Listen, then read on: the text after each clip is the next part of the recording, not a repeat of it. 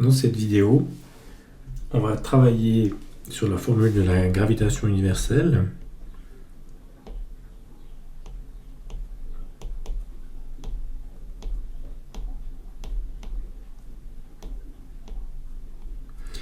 Et on va exprimer la distance d en fonction des autres lettres.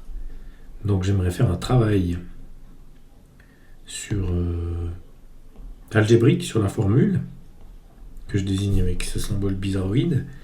Et après ce travail algébrique, je vais pouvoir écrire d égale une expression qui mélangera les autres lettres de la formule. Alors, pour commencer, je travaille par bloc. Donc, j'isole un des blocs. Le bloc qui contient ici d carré. Et comment je le choisis? J'observe en fait que la multiplication ici, c'est la dernière multiplication qui se fait de ce côté de la formule si je veux calculer le résultat. Donc si je calcule le résultat, je vais commencer par multiplier les deux masses, diviser par la distance que j'aurai au préalable élevé au carré. Donc d'abord j'élève au carré, ensuite je fais la division. Et une fois que j'ai le résultat de ça, je multiplie par la constante universelle de la gravité, et ça me donne la grandeur de la force. Donc, si je prends les opérations à l'envers, je vais retourner, entre guillemets, la dernière opération effectuée. Donc, je travaille ici avec la multiplication et puis un bloc. Ce bloc, je donne un nom. J'appelle ce bloc X. Et puis, il me reste de la formule, une formule simple, que je peux facilement manipuler en imaginant ici que la seule opération étant une multiplication. Pour faire l'inverse, je divise, et donc je divise de chaque côté par g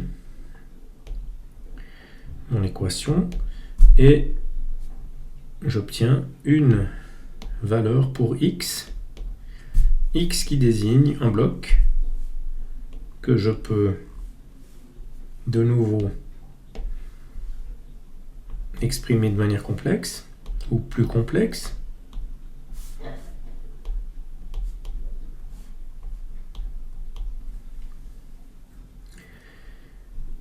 Ensuite, si j'observe cette formule, je vois que j'aimerais isoler d carré. Malheureusement, d carré apparaît sous la barre de fraction. Donc, d carré est au dénominateur. Pour faire, entre guillemets, remonter d carré, je vais considérer la partie droite comme étant deux blocs de nouveau. Maintenant, un plus petit bloc va être désigné par la lettre Y, ce qui me permet de travailler plus près de D.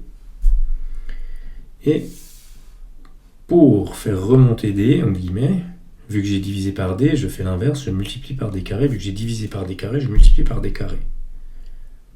Et donc j'obtiens, en multipliant de chaque côté par D carré, j'obtiens cette formule-là.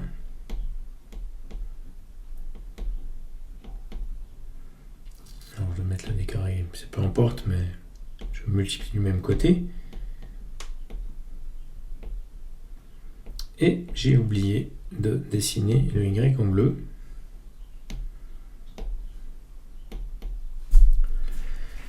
La multiplication par d carré d'une formule dans laquelle on vient de diviser par d carré revient à multiplier par 1, et multiplier une fraction par d carré revient à multiplier le haut, soit le numérateur de la fraction.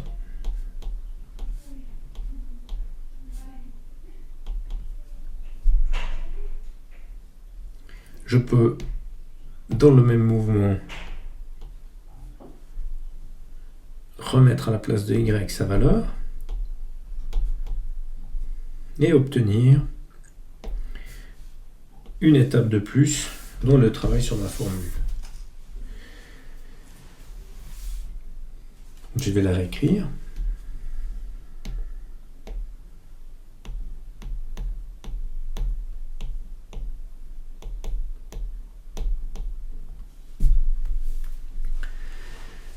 Pour continuer mon travail, je vois à gauche que j'ai un bloc qui est le bloc d carré f, que je peux appeler z, ici. Et il s'agit de simplifier, de retourner la formule z sur g en termes de z. Pourquoi ? Parce que je me rapproche de d carré, et je regarde dans l'expression qui contient d carré, soit d carré fois f sur g, je regarde quelle est la dernière opération qu'on fait, c'est la division. Et donc c'est celle-là que je retourne en premier. Je vais donc multiplier par g de chaque côté vu pour, entre guillemets, contrebalancer, annihiler l'effet de la division par g.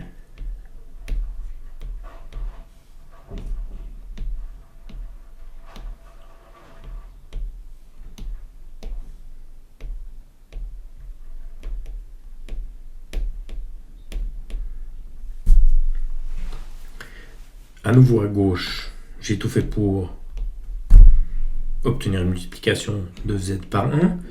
Et je peux réécrire le contenu de ma variable z, qui est d carré f. Et ça va être égal à ce produit. Et puis maintenant, il me reste une multiplication par f. Donc je vais faire une division par f. Alors bien sûr, je pourrais mettre un bloc autour de d carré, mais on voit bien qu'on isole d carré avant d'isoler d.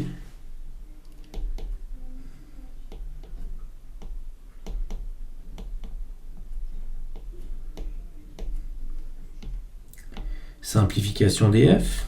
Je multiplie par f, je divise par f, je fais rien. Et j'obtiens maintenant une expression pour d carré.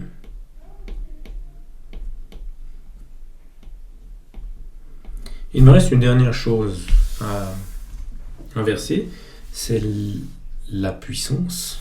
Alors je sais que l'opération réciproque de la puissance 2, c'est la racine carrée.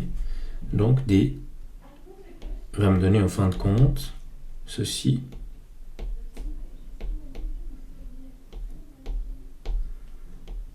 La racine carrée de tout ceci.